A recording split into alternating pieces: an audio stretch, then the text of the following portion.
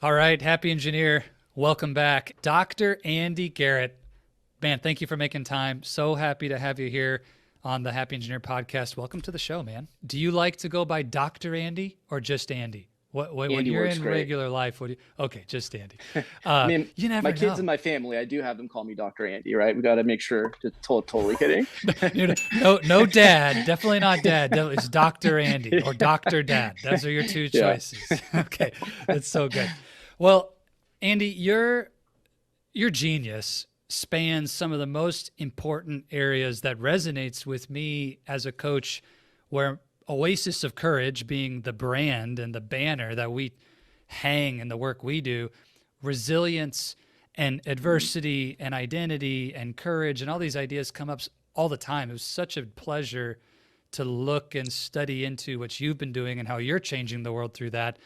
But I actually wanted to start with a statement that's right on your website, just grabs you when you go to the homepage, that the world has a broken definition of success. Uh, And I'd love it if you just take that and help me understand what's broken. yeah. Why do you make that claim? We talk about starting our resilience program, the identity program from the inside out. And I feel like the world often defines success from the outside in. So, really looking at so many of the clients that I've worked with have come in and by all the external measures, they're crushing it. They are very successful. They're type A's. They've got sometimes multiple homes. They're going on these amazing vacations. They're hitting all the milestones that they thought were supposed to lead to happiness, fulfillment. And yet internally, they feel bankrupt. There's a sense of feeling deeply empty and unfulfilled.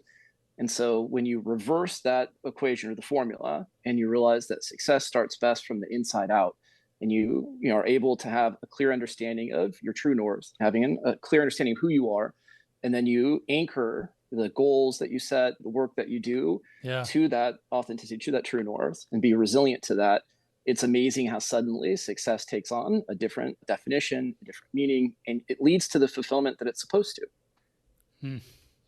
Inside out versus outside in. So is the broken piece that we use only external measures in our definition and we leave out the internal? Or is it we don't understand how these two are linked? What's an example of how to do it right? Tell me more Yeah. about what the path towards an actual meaningful definition of success might look like. It's kind of a progression of this. I think you see early for kids, that they're so driven to get certain grades. There's a sense that Okay. they have to get into the best colleges. And so you see this notion of, right, that they've got to hit certain milestones or objectives. And yet no one ever stops to ask, well, why are those things important, right? And do you actually enjoy the classes that you're doing? And so there's a sense of not applying self-awareness to it. I Yeah. remember even in grad school, there was so many of my colleagues, my cohort, who had this notion of, I just need to get to that next milestone. And when I get there, then I'll finally stop and I'll smell the roses, be happy, build friendships and all these things. And yet what I saw is as soon as they got to that milestone, they just set the next one and the next one. And they never Yeah. took the time. When you slow down a little bit and take the time to define those things that are most important, I think there's like an epidemic of busyness in society. I know I've Yes. been guilty of that. When people ask, how are you doing? Right. It's always some version of things are so crazy. I'm so busy.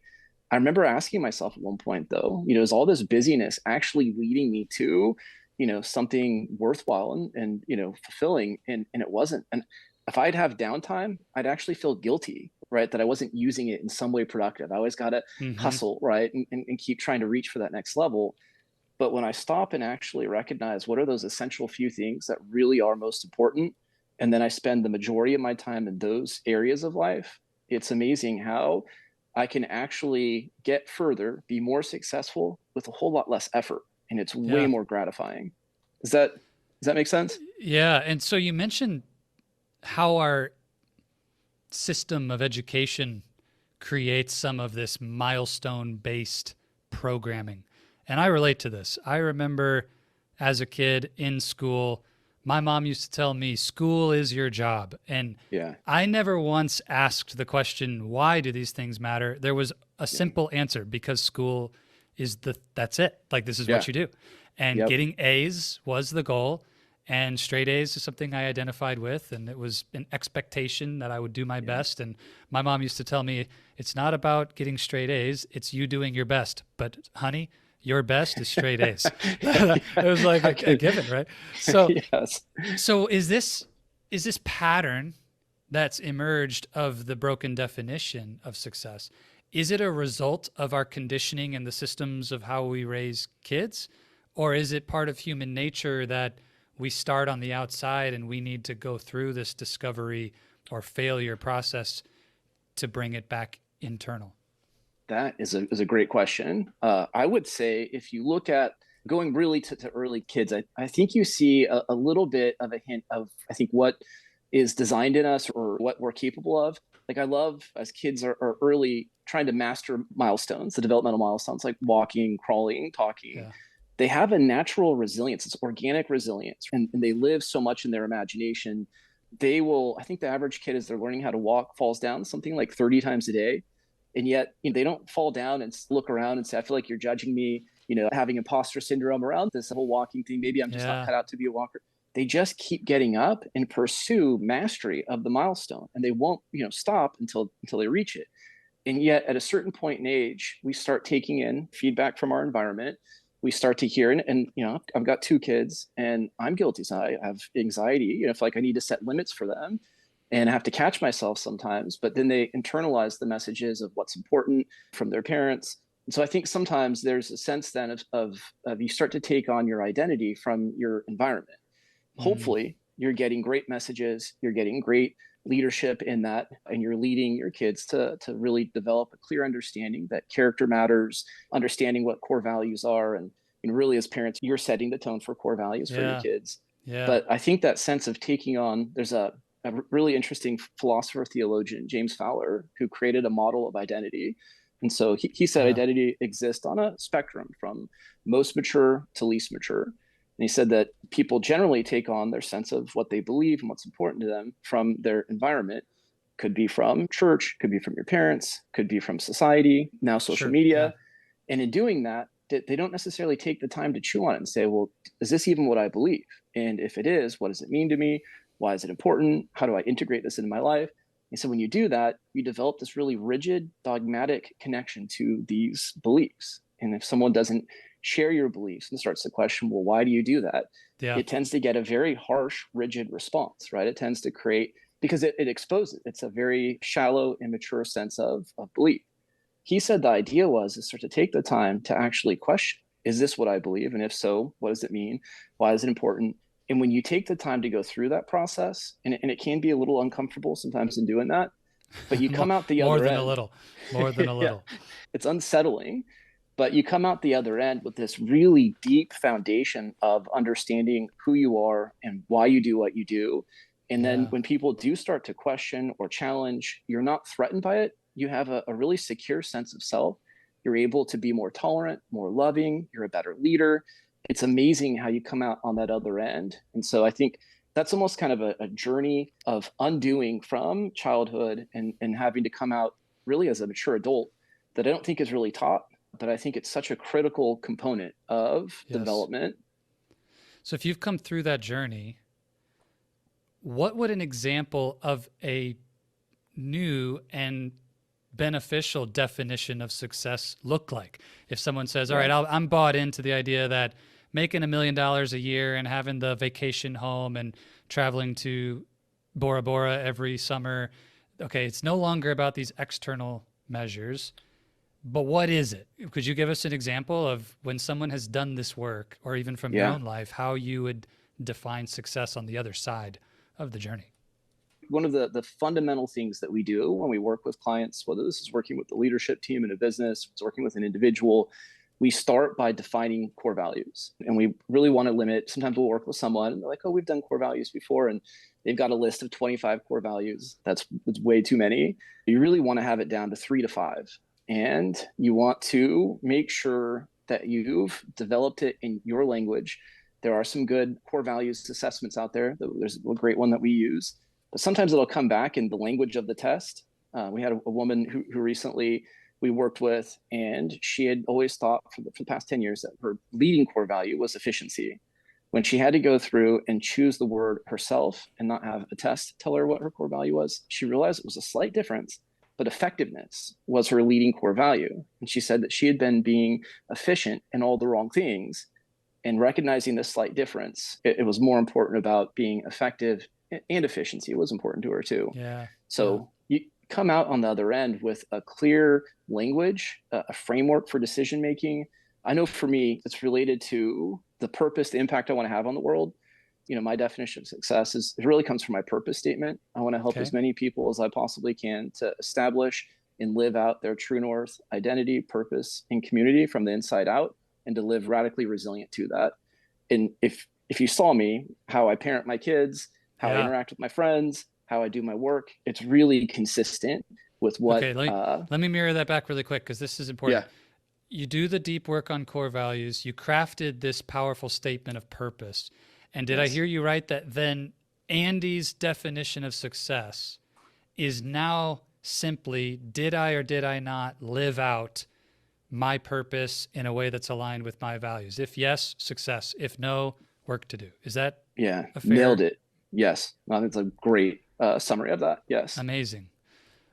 Okay, so let me play devil's advocate, because I was well, that sounds great, Andy, but I still want to make $1 million a year. Sure. Where does that fit into this new definition of success, where my values are effectiveness and love and community? And, I have a purpose statement around, for Zach White, it's being an oasis of courage. And it's like, well, how does that lead to these other things that I still want? Or are you telling me I'm not supposed to want them anymore? No, not at all. Many of my clients, I think, if anything, end up being more successful afterwards. One of the components that we take people through that I think is a really important element of resilience that in other resilience programs that I usually don't see, also an important aspect of developing authenticity, true north, identity, is what motivates you. What is your driving force? I don't know if you've ever read Daniel Pink's book, Drive. Yeah, love it. Phenomenal, autonomy, right? Mastery, purpose. I'll never forget. Yeah. Powerful lesson. But if your primary driving force or motivation is extrinsic motivation, ultimately extrinsic motivation will become expensive, unsustainable, and corrosive. And so you have someone, let's say, that their primary motivation is, I just want to be rich. I just want to make a lot of money.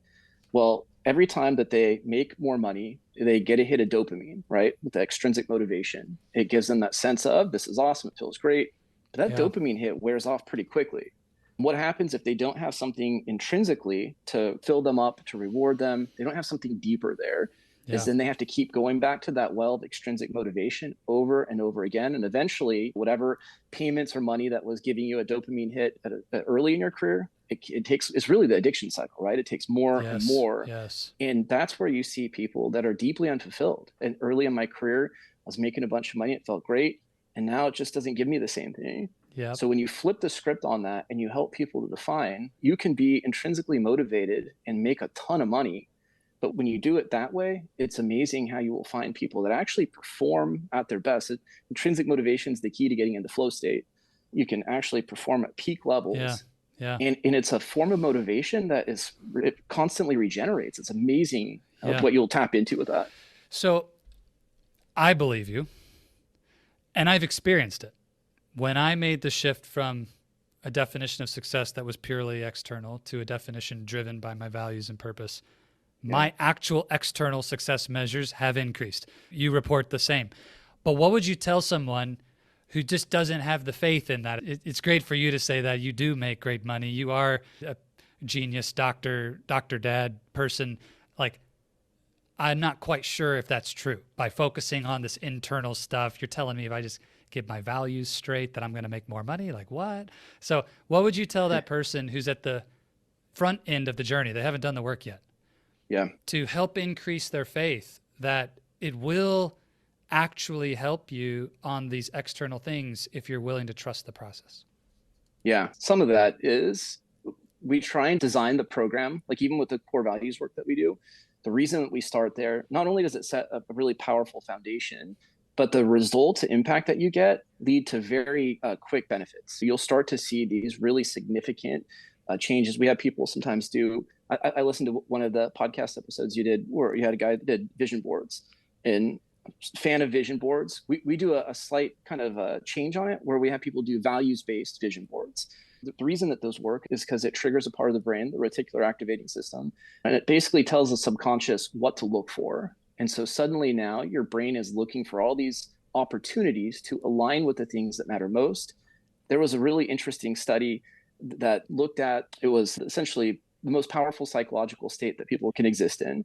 And then for this particular, so it was the Spain study, SPANE, they had 25,000 participants, and they were able to measure the energy that people were giving off, right? We have the ability to do that. And because they had access to people, they could ask them, what was going on? What were you thinking? What were you feeling? What was going on with you? And they found that there was a particular psychological state that was by far the most powerful state we can exist in. And it was the state of authenticity. It was even 4,000 times stronger than the state of love, which was the second most powerful. But I love the way they defined authenticity. It was about when you are expressing things or acting on things that you know to be true, and they're driven by belief and conviction.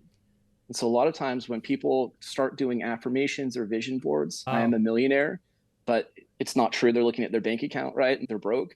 It has no power. There's no belief behind it. It's not a true statement. Would you back up and say that definition again? That was really insightful. I want to double click on that. Yeah. It was when you are acting on things or demonstrating things that you know to be true, and there's belief and conviction that's fueling it. You know it to be true, belief and conviction behind. There's that driving force kind of concept okay, really interesting. And 4,000x measured beyond even number 2. Love. That's insane, man. And what's even weirder is I would have guessed, if you had told me before, I would have said gratitude would have been my guess as the one at the top most of frequent the list. Guess. Yeah. Yeah. So would you really quick, like if you were creating a mental model for me of how this definition of the state of authenticity, would gratitude kind of be nested underneath that as like when you're in a deep state of gratitude, that is a state of authenticity in a sense? Or would you put it in a separate category? No, that's a great point. I think the key to that is sometimes we say things around gratitude that we want to be grateful for, right? That there's not that conviction, that sense of, I deeply feel this. And so it's not going to give you that sense, that resonance. It's not going to give you that the same power. But when you're saying something you're grateful for, and when you say it, you just know it to be true, that's how you're going to tap into. Interesting. Okay, so you were explaining, and I really agree with this. I've seen it happen where somebody might have an affirmation or a goal or an identity statement that they grab onto. I am the world's best public speaker or whatever. But right now you're deadly afraid to even talk to 5 people in a conference room. So the reason the energy is not present is because we're lacking authenticity around that statement. So how do you bridge that gap? And would you say these affirmations are pointless, don't do it? Or is there some action we need to take to increase our belief and authenticity around it? Yeah, I know there's the whole fake it till you make it. I'm not the biggest fan of that. I get it. I get the theory behind it, but I think you got to just alter the affirmations. I had a client that kept saying, I love obstacles. He hates obstacles, right? But again, was trying to speak it into existence that if I keep saying it, maybe eventually I'll get to this place. He shifted his affirmation just slightly and started saying, I am well equipped and resourced to overcome any obstacles in my life. When he said that, he's like, I 100% believe this. I know it to be true. He's now leaning into all these obstacles and crushing them. And so the ability to make statements where you can say it, and it's like, there's no internal resistance, right? There's not self-doubt. I don't feel like really an imposter when I'm saying this. That's the key. Powerful shift. And one thing that I've seen similar to this, when somebody's really stuck in a negative belief and an identity that they're holding on to, they're not ready to let it go. Sometimes that reversal, I am this negative thing to I am this positive thing, is too big of a gap. And I'll encourage clients to say, I'm open to the possibility that this other thing could be true. Or that this other, it's like, if we just leave a little room, you don't need to go all the way to the new thing. Well, can we at least believe that? Are you open to the possibility? This is awesome. Link it to resilience then. So what is resilience, and how does this pathway of values and purpose and a new definition intrinsically for success link to the work you do around resilience? Yeah. So in our model, I know the resilience program, you might think you'd start with resilience, but we actually think, again, you got to start with authenticity, right? You got to start by first. And we know that when people feel connected to what matters most, they feel like they can overcome just about anything. There's study after study that says when you are able to anchor your habits, it's like putting, instead of, if resilience was a paint and you're just starting with resilience, it's like throwing paint against the wall, hoping it sticks. When you do the authenticity work first, and then you bring in these proven resilience principles so that they're authentic to who you are, right? A lot of the resilience programs I've seen, there's a lot of great ones. I think they do good stuff, but it's not necessarily, like, a lot of these things wouldn't work for people because it's not something they would practice. It's not connected to their values. So when you Yeah. do that work first, and then you anchor the practices and the tools and things like resources to that, it's putting a powerful primer down first, so that when you put the resilience Mm. down, it's going to stick. It's going to last. It's Mm. going to be sustainable. Yeah, that's one. And then the resilience work. So not only does operating in that authentic space create just an organic, almost preventative sense of resilience, Okay. but then again, it helps to know what type of resilience work is most likely to work for a particular organization or individual. And so that's why we've added agility as the third piece. I think Mm. agility is going to be the skill set that really defines who's most successful over these next 5 to 10 years. Because we live in an age where information comes at us so quickly, the Moore's law, that the Yeah. technology doubles in capacity every 18 months or whatever it is, and who knows, that might even be quicker now. And then we have so much uncertainty. There's so much turmoil and change and things like that. So the ability to be able to respond efficiently, effectively, and to be able to pivot when the old way of doing things no longer Yeah. work, Yeah. like that's going to be such a and so agility is really a sub skill of resilience. So when Okay. you layer those three things together, I think that is the most powerful formula for optimizing success that I've seen in my nearly 20 years of doing coaching work and working with clients. Authenticity, resilience, and agility. Tell us the simplest definition there is of what resilience really means. Yeah. And then you've used this phrase, resilience work. What's an Yeah. example of that in practice? What does it actually look like? Yeah. So resilience, it's most fundamental. It's the ability to bounce back. I have actually a I like resilience that. journal with my daughter. So she's hopefully doesn't resent me later that she has a psychologist for her dad. But it gave the example of dropping an egg versus a bouncy ball, right? The egg drops, it cracks, it's a little fragile, right? Bouncy ball. I would say the radical resilience work. Have you heard the term anti-fragile? I have. Yeah. So it just takes resilience really right to the kind of the extreme. It says not only do you bounce back, but that you learn from it, you get better and stronger. So Totally. that, yeah. And truthfully, that's often what happens. What we're trying to do is help you to get to that place quicker, because a Sure. lot of times Okay. our best strengths and attributes have come as a byproduct of adversity, right? Character strength by definition is Absolutely. something we develop to as a way to overcome challenges, but we're just helping people, give them the tools, whether it's mindset tools, whether it's crafting the narrative that you attach to adversity, hardships, Mm-hmm. setbacks. We know that when someone feels powerless and when something bad happens, right, it significantly undermines their sense of motivation, their Sure. resilience. So if we can help them to recognize, I certainly wouldn't have chosen to go through this. Is there some benefit? How could I grow from this? How could I use that growth or Yeah. wisdom to benefit others? It's amazing how much quicker, right, that starts to lead then to growth. And there's like And a whole, is asking that question an example of a tool in the sense of what you're defining here? Or what would be the simplest tool you coach or you work with your clients in clinical psychology around this idea of resilience building and resilience work? What's the easiest tool we can learn? I love, so there's a benefit finding tool, which is effectively what I was just talking about. Okay. Okay. I first learned about this as it was used with veterans who'd experienced trauma. We all know about PTSD in that pathway, right? Yeah. Have you ever heard of post traumatic growth? Post traumatic growth. No, I've not heard Yeah. that. And why? Part of me questions, like, why is this not something that's more common knowledge? That while Interesting. trauma is obviously, again, not something that people would want to experience, but there is a potential pathway for trauma to turn into something that leads to significant growth and leads to thriving. These soldiers were given that the Army had spent a bunch of money trying to figure out how they can intervene. And they helped them to identify, right, this I had no control over. And I felt whatever, sad, scared. They gave them tools on how to be able to accept their feelings, how to be able to kind of work through those. But we can't focus on the stuff we have no control over. We call that inner locus of control, right? Yeah. That's where our capacity. One of my favorite authors is Viktor Frankl, right? A guy who was in So 5 good. Nazi concentration camps. And yet he was able to find meaning and grow and freedom in the worst of possible circumstances. My favorite quote from him is, between what happens to us and our response, there's a space. And in that space is where our capacity for growth and freedom exists.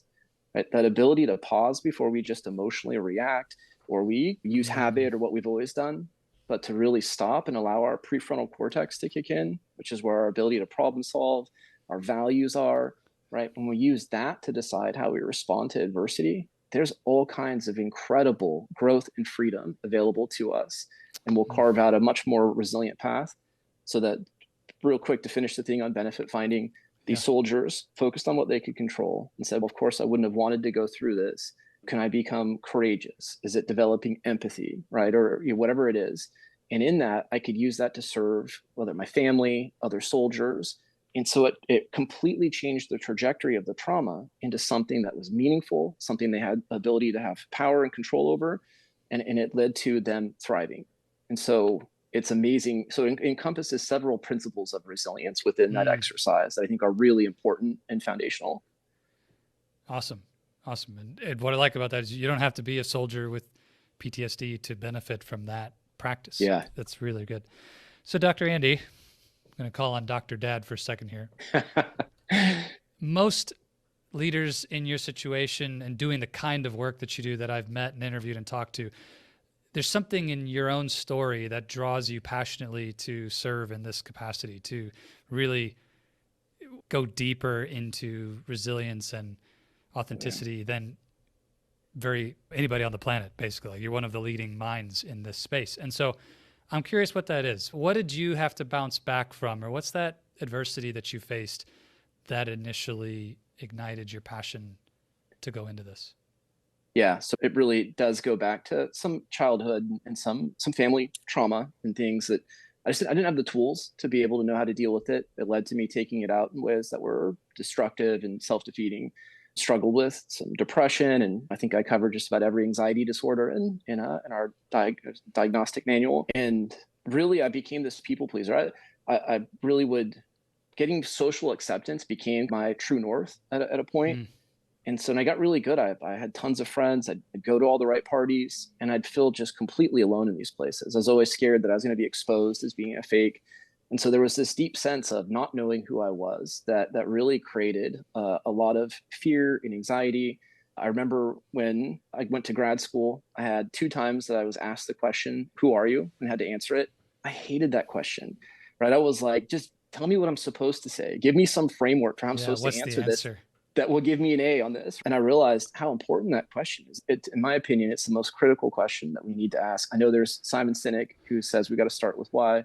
And Simon, I love you. I think your stuff's great. But actually, you got to start with who.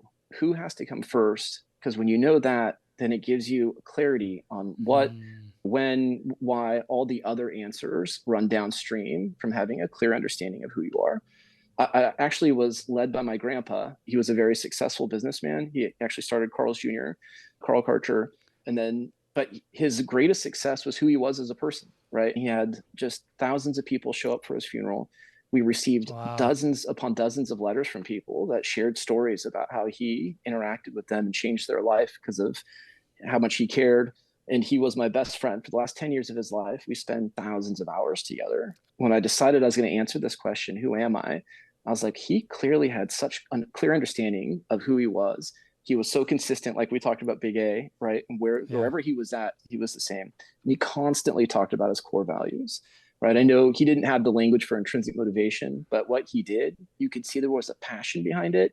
He could go all day long and never run out of energy. That's a clear sign that you are running on intrinsic motivation. He had a clear understanding of his character strengths. So I basically reverse engineered everything that I learned from him and said, if I was to answer this question, these are the things I saw him do.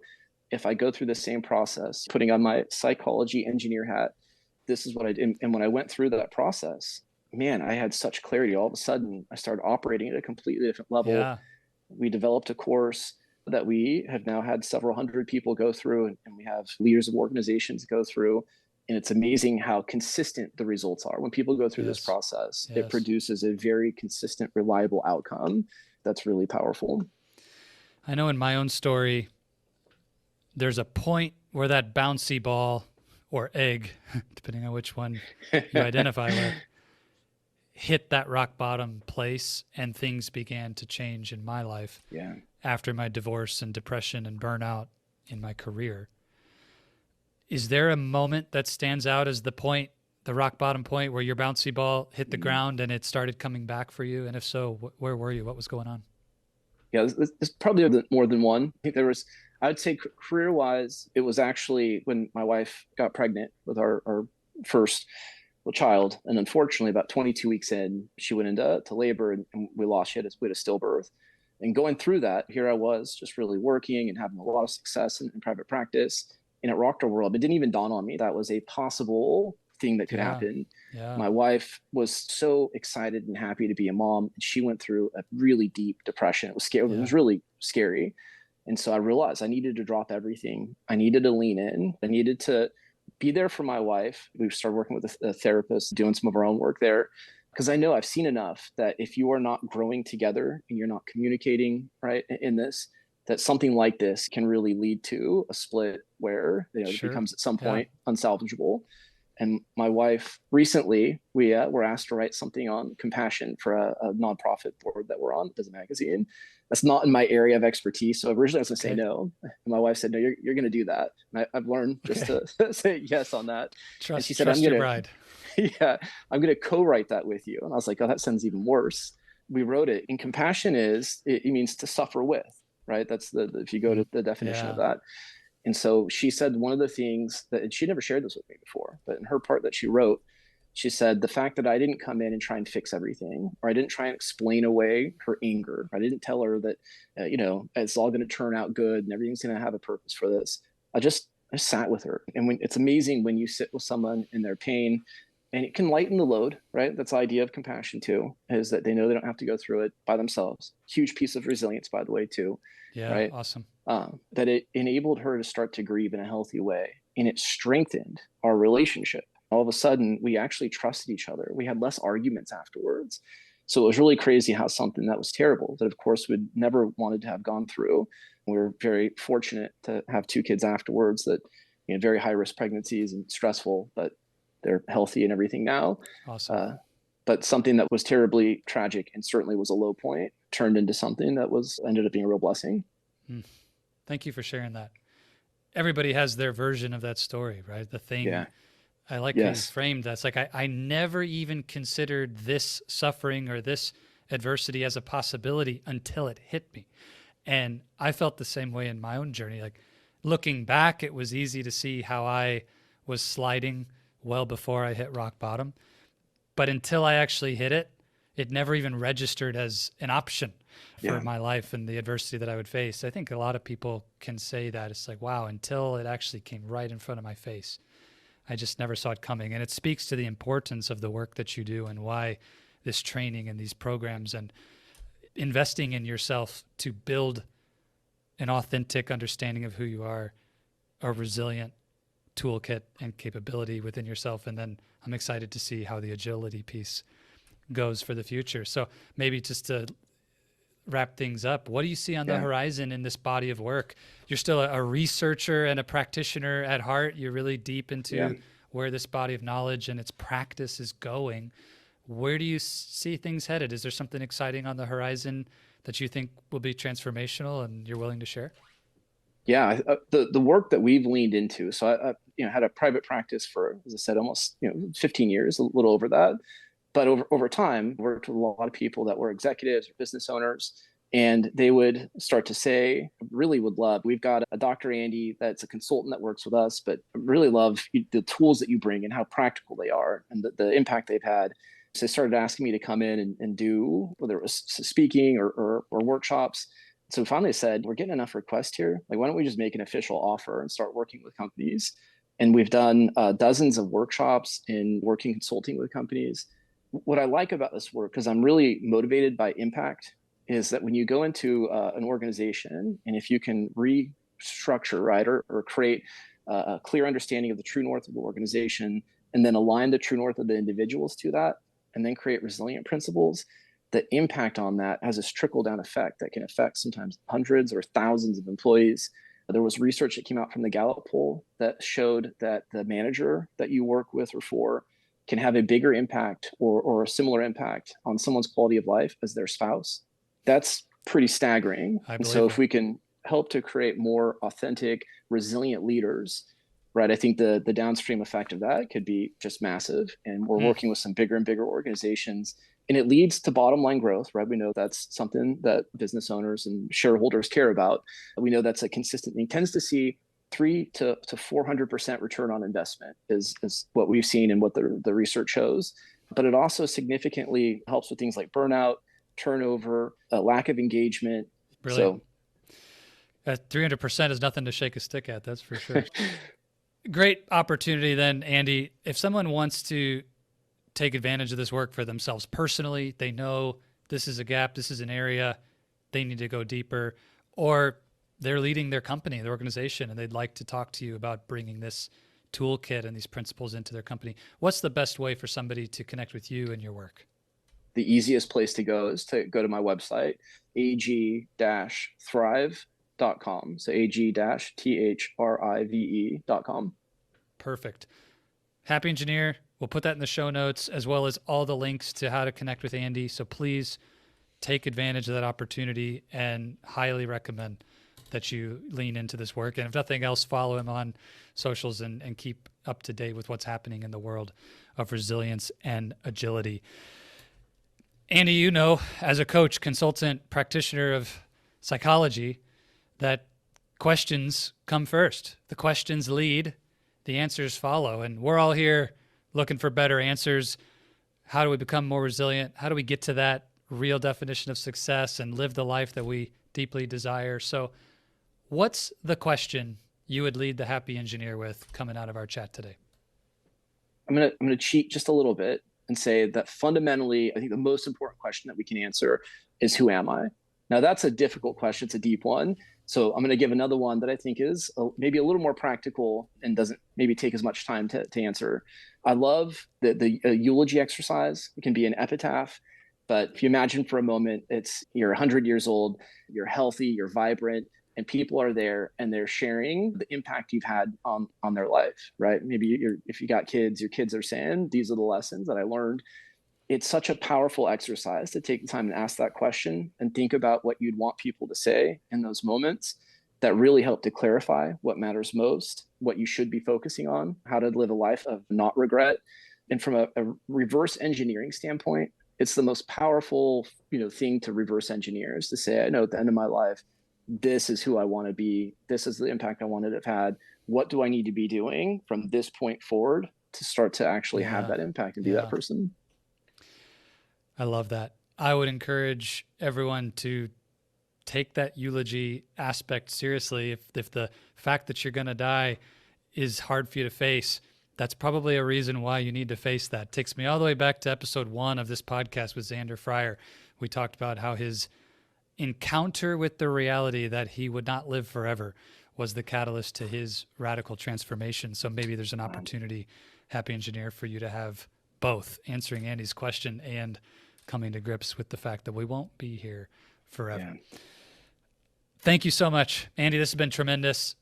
So much value. I just want to say thank you for your generosity, acknowledge the work you're doing. It's so important. And I love that you're bringing it into these domains where the engineering leaders that I work with are at, in companies and in individuals' lives. So keep doing the work, man. And we'll have to do this again sometime. Yeah, love it. So appreciate it. This was very enjoyable. So thanks for just being an awesome host and for the work you do. Like I said, I'm a huge fan. I've listened to numerous, and I plan on going and listen to Xander too. That sounds like that's going to be a great episode. It was. All right, Andy. Until next time. Cheers. Oh, awesome.